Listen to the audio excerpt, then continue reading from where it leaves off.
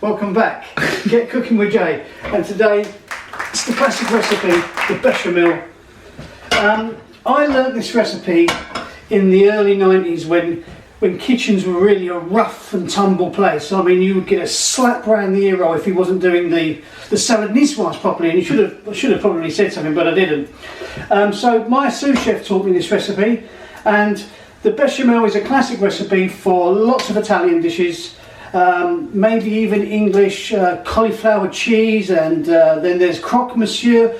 So it's an interesting recipe, and it's a bit classic in the way that we deliver it. So this is equal quantities of flour and butter, and we're going to put the butter in first, and we're going to stir this around. While that's occurring, what I'm going to do over here, I've got 300 millilitres of milk. And what I'm going to do is just infuse that milk with a little sprig of rosemary and a little sprig of thyme. And here's the magic pièce de résistance. This is called a cloutade onion. I'm actually doing it with a shallot because it's a more refined flavour. Let's peel that shallot down like that. Cloutade in French just means studded. And what I'm going to do quickly is I'm going to dip my flour in there.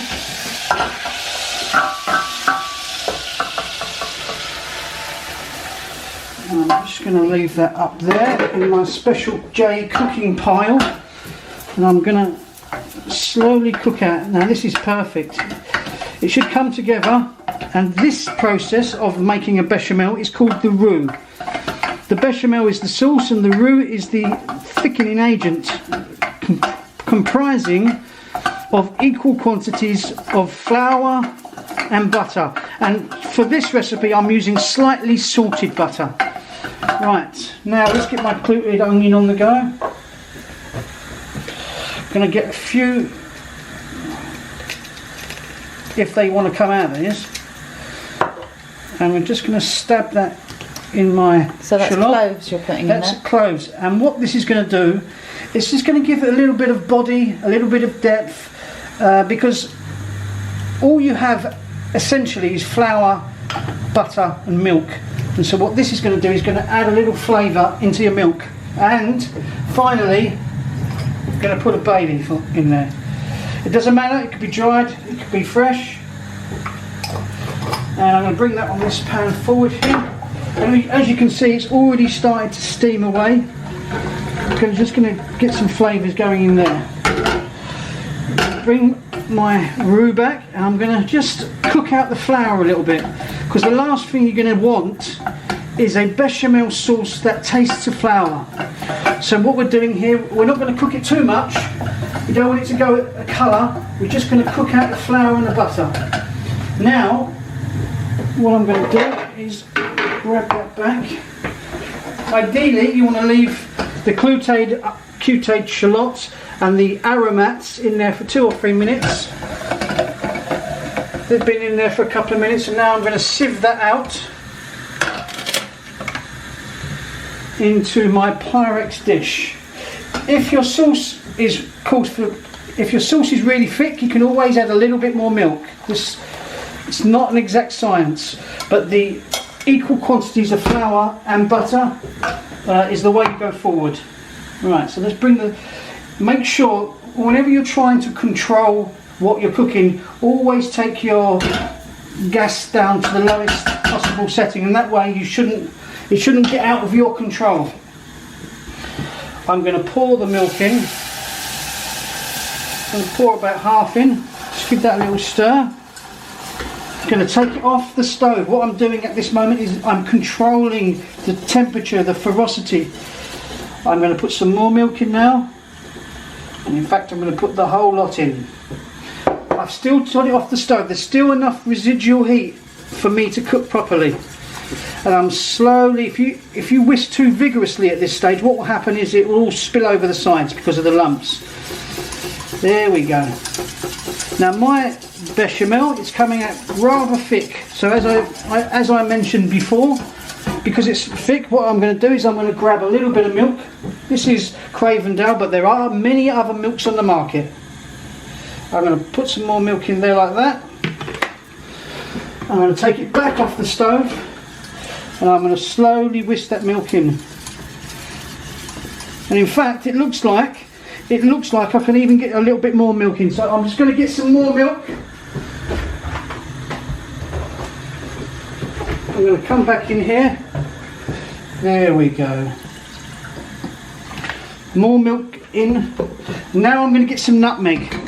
So we've got the bay leaf flavours, we've got the rosemary flavour, we've got the cloutade shallot flavour, and a touch of nutmeg. I don't know why, but it just complements it perfectly. It's a little bit like the marriage that goes on between tomato and basil, or lamb and mint. The marriage between nutmeg and bechamel sauce works perfectly. Now that's lovely consistency. I'm going to put a little bit of pepper in there, and I'm going to use a little bit of sea salt. Just the stove is still on. If at any time it gets too ferocious, I can just take it off. Now I've got most of the lumps out, I can give it a good old. And now what I'm going to do is I'm going to put the whisk aside, and to make sure that you've got the smoothest of bechamels, we're going to blend it. Hold on to your microphones because this might get a bit noisy.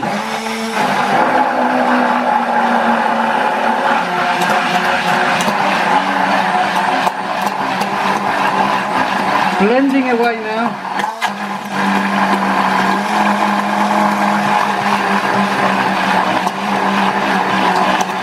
Now it's getting creamy, it's getting velvety, the texture. There we go, look at that.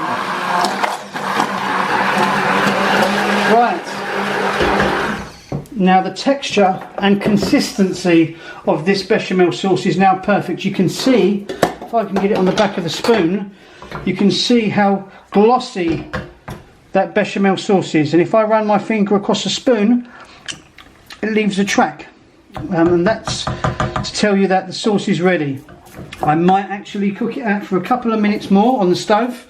At this stage you could put some parmesan in there, you could put some cheddar cheese in there. If you was going to do cauliflower cheese, you put some cheddar in there. If you was going to make, if it was going to be some part of an Italian dish, a pasta al forno, ziti marinara, you could put some Italian cheeses in there. But as it stands, you've got a very respectable bechamel sauce. And if you were making a lasagna, you wouldn't put anything in, would you? You would just layer that into the recipe, or would you? Sometimes when I make lasagna, even though this bechamel is perfectly respectable, I still would put maybe a little bit of parmesan in there because I just like that. I like that flavour. Lovely. I think that is perfect. Look at that. Perfect bechamel sauce in probably about under 10 minutes. Absolutely. So if people have got any questions for you, Jay, or if they've enjoyed watching this, what should they do? Well, if you've got any questions, and you leave a like because you like the clip in the first place, and let's say you've got a dish and it always gives you a hard time, put in the comment section, Jay, I've got these problems with my roast potatoes, and then I'll cook them here. I mean, I've got lots of recipes that I'm going to cook anyway, but it'd be really cool if you could say, Jay, I want help with my lasagna, I want help with my shepherd's pie, because that way there'd be some interaction going on and it would make the channel really excellent. Lovely. Lovely. Bon appetito. I say bon appetito, bosh. It's caught in the crossfire.